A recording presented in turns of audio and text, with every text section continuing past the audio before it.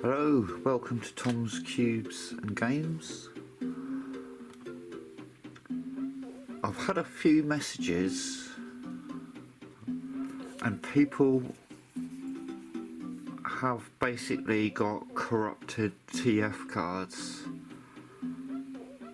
So I'm going to do a mini series to show how to recover or just do a new TF card, so that you can get your console back to as it was from the factory, except you'll be hopefully having a reliable brand replacement, because these cards that come with the machines often fail fairly soon. So I recommend getting a good brand.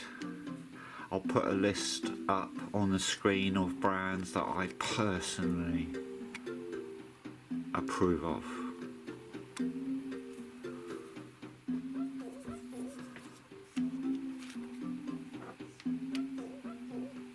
Now, someone did write in my in the comments on my YouTube that they were having problems with the L35. So that will be the next video that I do, will be on how to sort the L35. It's a nice little machine, but if your card's gone, it's useless. So I'll show you how to get that back to as it came from the factory. Now, if you'd like to start preparing for that, you're gonna need a computer. Now I'll be showing you how to do it on MicroSpy Windy Slop, but I will show you how to do it on Linux at some other point. Unfortunately, I haven't ever even touched an Apple, so I can't show you on that, but I guess it'll be similar to the Linux version. But anyway, we're going to start off with MicroSpy Windy Slop doing the L35. So, and in preparation for that, to write your TF card, to flash it, you're going to need either Rufus or Win32 Disk Imager. So if you come to your search engine, type in Rufus, and it will come up something like this. Go to Rufus and you click on download, it will just take you down the page. And for Windy Slop, we want x86.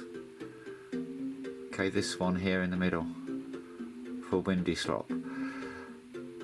And download that. Then in your search engine, put in, if you prefer, Win32 Disk Imager to Rufus, and we'll be able to use either Rufus or Win32 Disk Imager for when we do the L35.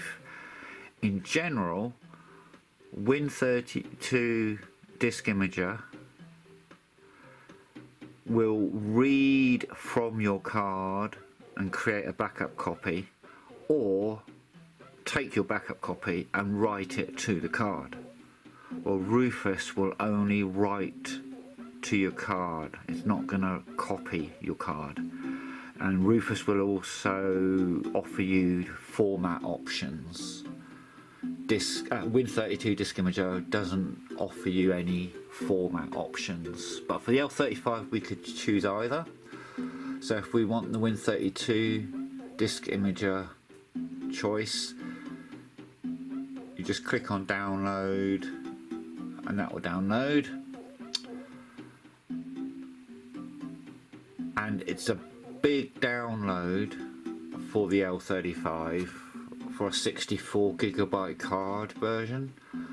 So if you go to your web browser, type in Internet Archive, it will come up a bit like that, and then we want to search in software and type L35 stock,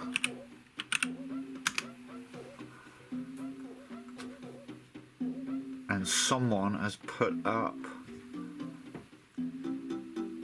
a zip for the 64GB version here.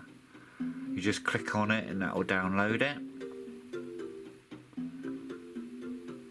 and that will take a long time. So hopefully if you'd like to do your L35, that will all be downloaded along with your choice of Rufus or Win32 disk imager ready, and that will, by default, that will go into your downloads folder unless you've changed it. So just to repeat, the next video will be on the L35. Please let me know in the comments if you'd like the following video to be how to sort out the Datafrog SF2000 if that card's corrupted, or the Datafrog SF3000, or Palkity RGB30. And let me know if there's a different console that I could help you with, but I can't guarantee it. It depends if I've got it. And at some stage I shall be doing a guide on the Game Ninja ANS13. This is a funny thing, this one. Anyway, more about that when we get to the video.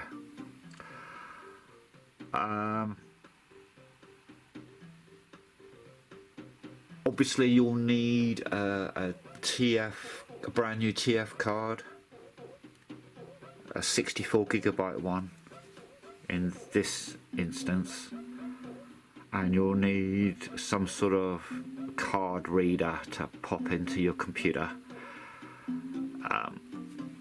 You know, just a nice quality USB reader is fine, or whatever you got will be fine, but a good quality one means it will write it much faster than a cheap one. Okay, well, thanks for watching. Please comment,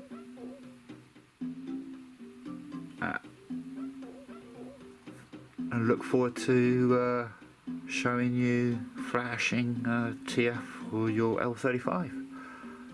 Okay, take care. Bye.